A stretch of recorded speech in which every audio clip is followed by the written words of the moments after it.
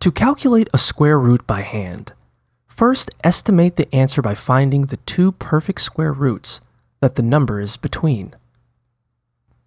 A perfect square root is any square root that's a whole number.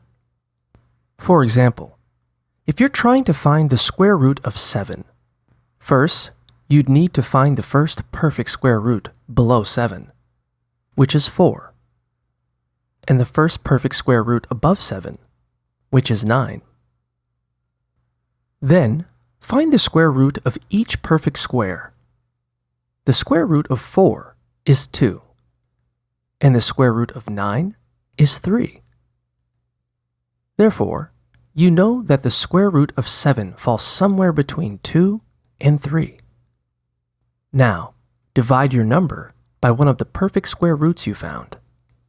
For example, you would divide 7 by either 2 or 3.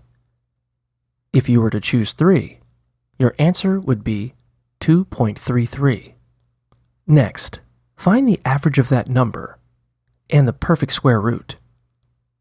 To find the average in this example, add 2.33 and 3. Then divide by 2 and get 2.67.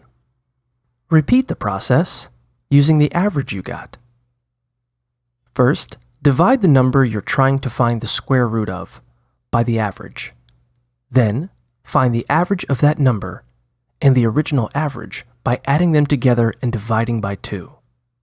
For example, first you would divide 7, the number you started with, by 2.67, the average you calculated, and get 2.63. Then you'd add 2.63 to 2.67, the old average, and divide by 2 to find the new average, which is 2.65. Now, multiply your answer by itself to see how close it is to the square root of the number you started with.